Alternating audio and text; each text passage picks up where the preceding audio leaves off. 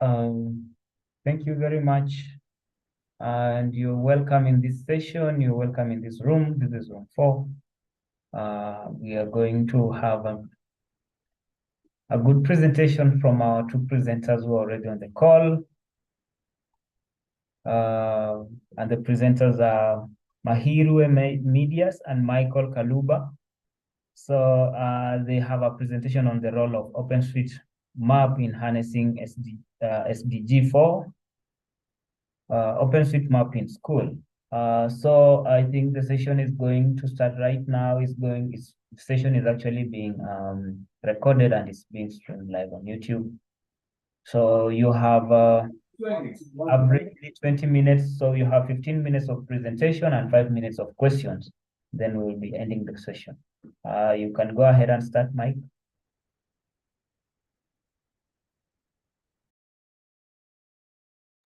Yeah. I think I'll keep my video off for now. To get some working bandwidth. I hope I'm audible enough. Yes. Okay, thank you so much. My name is Michael Kalba, and I work with OpenStreetMap Uganda. And in today's session, we are going to share about our project that called ADI, is African Digital Access Initiative. And my co-presenter, I think she will join us along the way. She has been caught up somewhere. Yeah, but let me, I hope you can see my screen. Yes, we can see it. Perfect. So African Digital Access Initiative is a project that was started officially around 2016 and was formalized in 2019, but officially was registered in Uganda in 2022 on April 17. And the focus of this is to provide digital access to schools which are digitally unprivileged in regions. And currently we are running in 2 regions in Uganda. That's the northern Uganda, particularly West Nile, and then the eastern part of the country, which is the western part of the country, which is Soro specifically. And then in the West Nile, we are running in districts like Arua, and then Adjuman, Terego, and Marachal. So this talk about the digital access in Uganda. Is a pressing issue where you find that 10% of the schools are the only ones having well-equipped computer labs.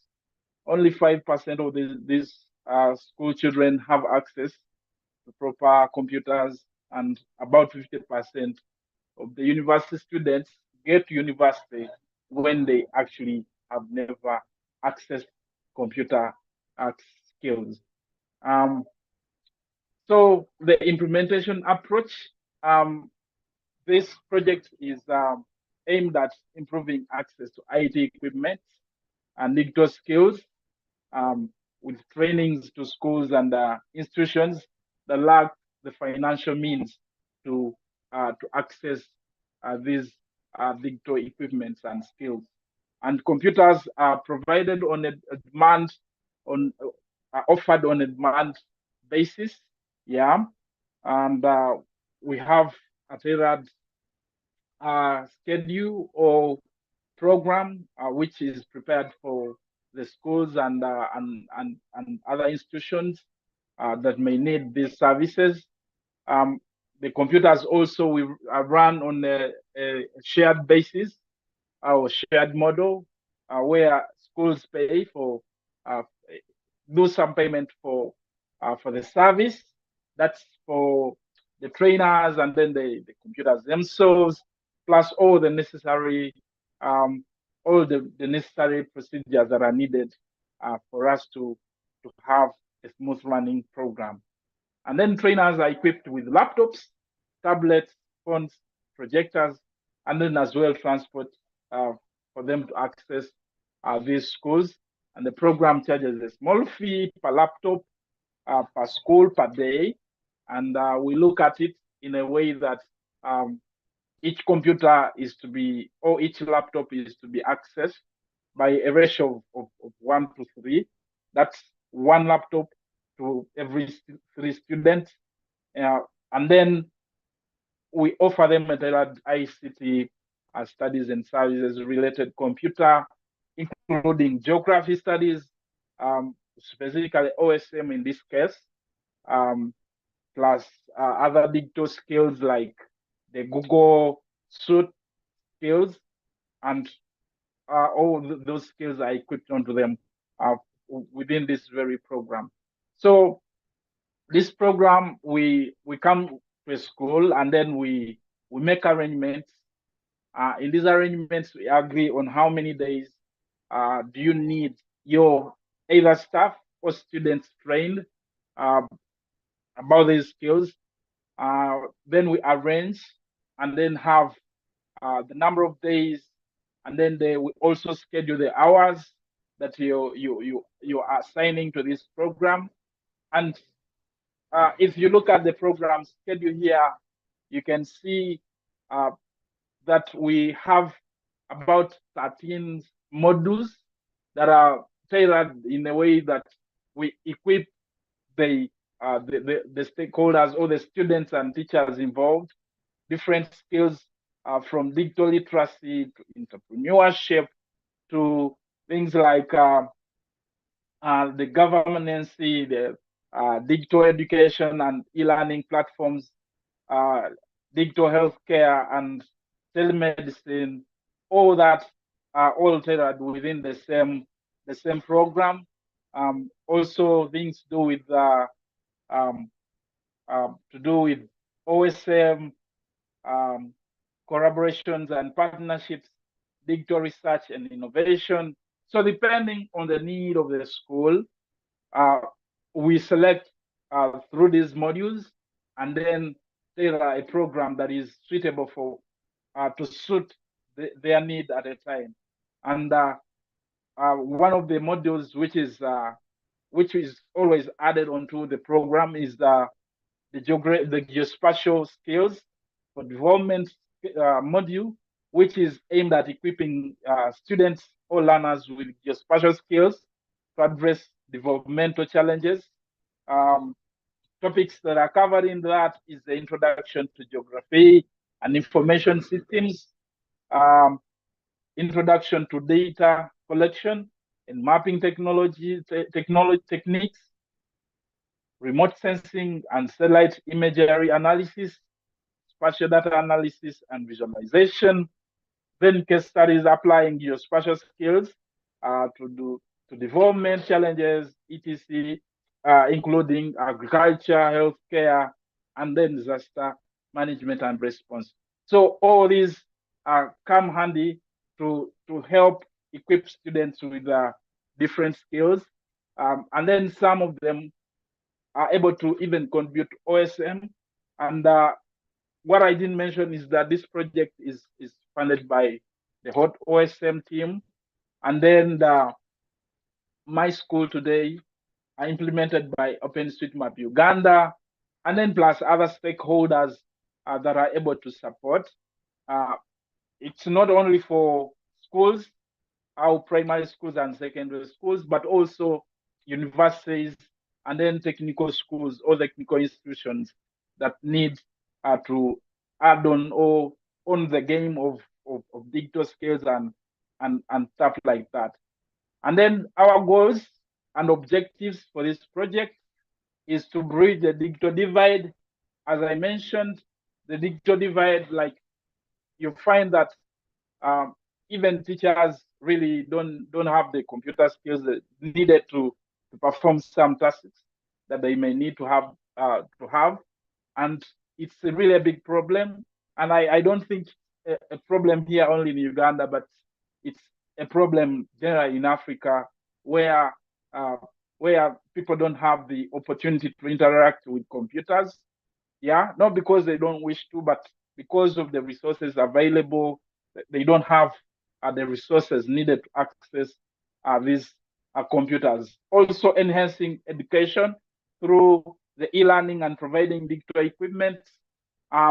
Yeah, as I told you, we train students about the different um, platforms that they need to access in case they need some educational materials, um, uh, um, lessons, and then also things to do with geography.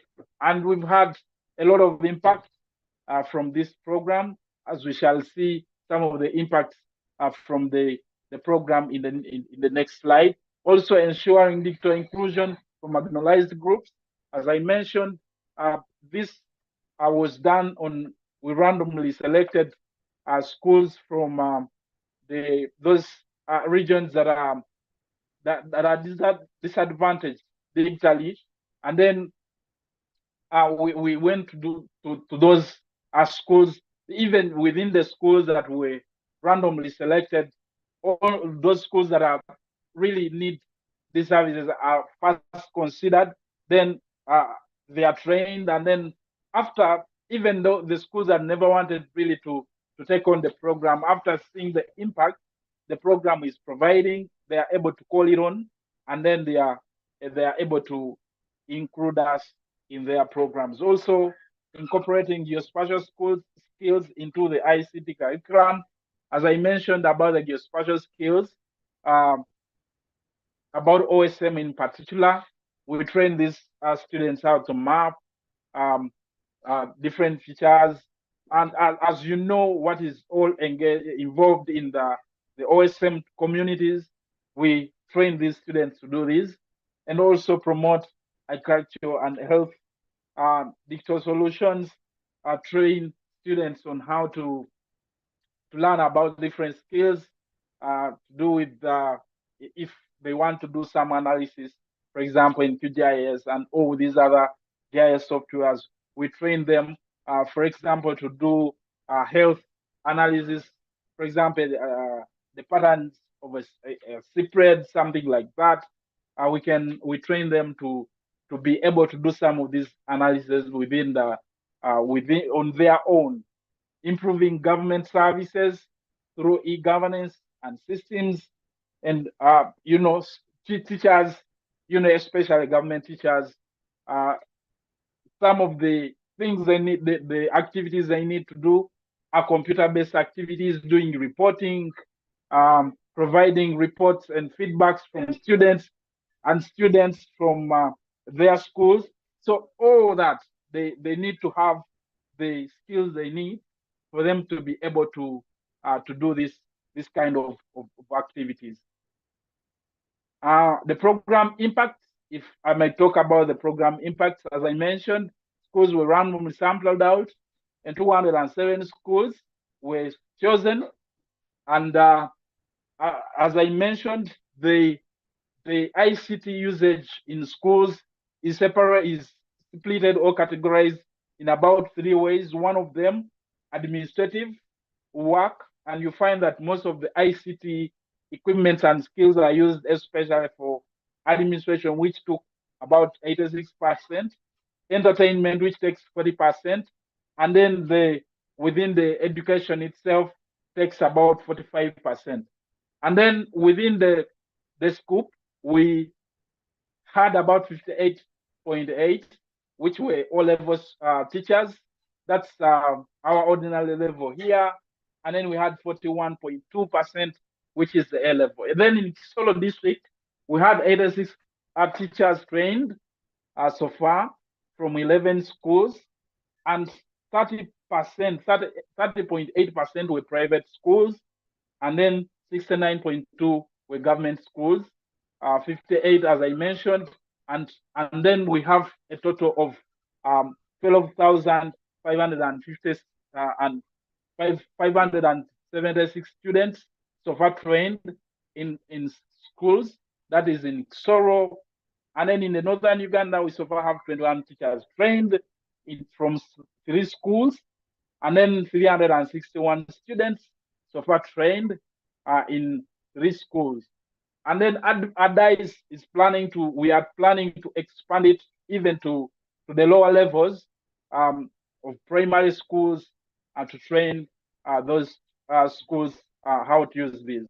And then our target is to train 250,000 teachers, 5 million students, and then reach out to 1,000 schools. And this is our current stats. We so far trained 128 teachers, 12,937 students. Currently, we have 33 schools enrolled. 5 of them are schools particularly for girls, specifically for girls. And then we have 5,792 girl students trained, 7,145 boy students trained using 80 laptops so far. And there are also several opportunities for the future plans and impact. And we are looking at sustainability. We need this program to be self-sustaining, that all the stakeholders involved are able to run without really stressing, and also getting onboarding different donors that are able to support. And next is capacity building, where our teams train and employ local technicians, reducing the reliance on external service providers, which is always expensive. Asset management by maintaining up-to-date inventory, and also digital assets, local community involvement, maintaining the digital infrastructure, which is to foster a sense of ownership and responsibility within the community, and many other opportunities that are waiting for us to explore. And then the challenges, as you know, always challenges are there. And I left this blank just to have it that we can mention as challenges that face any other project. Financial constraints. Some people are just rigid. They say, for us, we really don't need ICT. You find that the government policies, some of them, the bureaucratic process of the government, you find that they are always the same challenges, but we are looking forward to addressing some of these, and for us to be able to have an impact, even broader impact, because we want to reach out the entire Africa, not only Uganda, but we want to run into partnerships with different organizations that are doing the same in different countries. Yeah. I think that's it.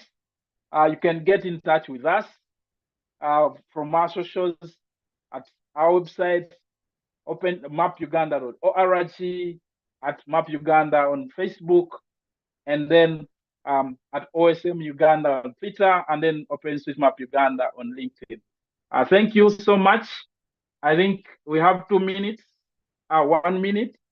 I'll give it back to you, Walter, if there are questions for me, and then I can respond to them. Thank you so much. Thank you, Michael. I will literally love to clap for you. That is such a good program. So much to learn from in the journey of growing our communities around, and what you guys are doing with schools. Such a beautiful project. We hope that you keep on doing the same work and expanding it to even other neighboring countries. You know, we are right now in the East Africa community. So you're welcome in Kenya to extend the CATIA's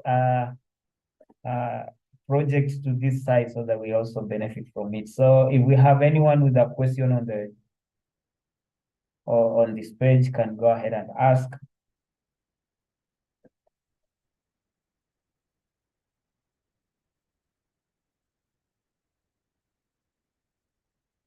Okay. If we don't have any question, so I think what I'm going to do is we are going to end the session so that we prepare for the next one. And thank you very much for the presentation. That was a wonderful work done, and see you again next time. Yeah, thank you so much, Walter. See you around.